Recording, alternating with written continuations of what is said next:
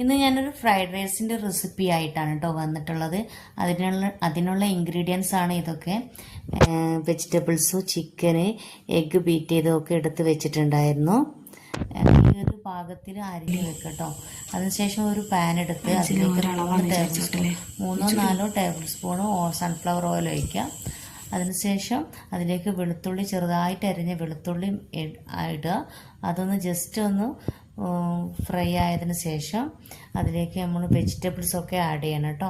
Carrot, നമ്മൾ നേരത്തെ എടുത്ത് വെച്ച വെജിറ്റബിൾസ് എല്ലാം, ക്യാരറ്റ്, ക്യാപ്സിക്കം, ബീൻസ്, എല്ലാ വെജിറ്റബിൾസും ഇട്ട് നന്നായിട്ട് ഇളക്കുക. ആവശ്യത്തിന് ഉപ്പ് ഇട്ടതിന് ശേഷം നന്നായിട്ട് മിക്സ് ചെയ്യുക കേട്ടോ. അപ്പോൾ ആ ഒരു മിക്സ് ചെയ്ത് അതൊരു പാകമാവുന്ന ആ ഒരു സമയത്ത് നമ്മളൊരു ഫ്രൈ പാൻ എടുക്കുക.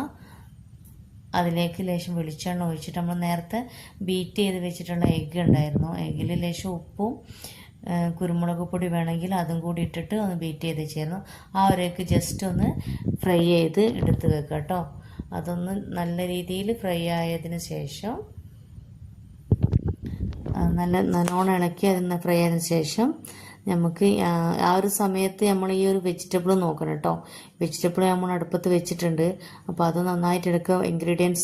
വേണ്ട ഇൻഗ്രീഡിയൻസ് ഓരോന്ന് അതിന് പാകത്തിന് ഇട്ട് കൊടുക്കുക. അപ്പോൾ ആ എഗ്ഗ് ഫ്രൈ ചെയ്ത് വെച്ചത് മാറ്റി വെച്ചതിന് ശേഷം നമ്മൾ കുറച്ച് ചിക്കൻ്റെ പീസ് എടുത്തിട്ടുണ്ടായിരുന്നു. ലേശം സോയാ സോസ് ഉപ്പ് ഇട്ടിട്ട് നല്ലോണം കുറച്ച് പാകത്തിന് വെച്ച് കുറച്ച് നേരം വെച്ചിട്ടുണ്ടായിരുന്നു. അത് ഇതേമാതിരി ജസ്റ്റ് ഒന്ന് ഫ്രൈ ആയി വെക്കുക. അതിനുശേഷം ഈ ഒരു ഫ്രൈഡ് റൈസിലേക്ക് വേണ്ടതിലേക്ക് ലേശം കുരുമുളക് പൊടി ഇടുക. കുരുമുളക് പൊടി ഇട്ടിട്ട് നല്ലോണം ഒന്ന് ഇളക്കി കൊടുക്കുക. അതിനുശേഷം നല്ലോണം ഇളക്കിയതിന് ശേഷം സോസ് ഒഴിക്കുക. ചില്ലി സോസ് ഒഴിക്കുക. ചില്ലി സോസ് നല്ലോണം മിക്സ് ചെയ്യുക. അതിനുശേഷം സോയാ സോസ് ഒഴിക്കുക. സോയാ സോസ് നല്ലോണം മിക്സ് ചെയ്തതിന് ശേഷം നമ്മൾ നേരത്തെ ഇതാക്കി വെച്ച എഗ്ഗും ചിക്കനും നല്ലോണം മിക്സ് ചെയ്യുക. അത് ഈ ഒരു വെജിറ്റബിൾസിനെ കൂട്ടിയിട്ട് നല്ലോണം മിക്സ് ചെയ്യുക. അപ്പോൾ നമ്മൾ ഇത് നല്ലോണം ഒന്ന് എല്ലാ സ്ഥലത്തും ഒന്ന് മിക്സ് ആയതിന് ശേഷം നമ്മൾ റൈസ് വേവിച്ച് വെച്ചിട്ടുണ്ടായിരുന്നു.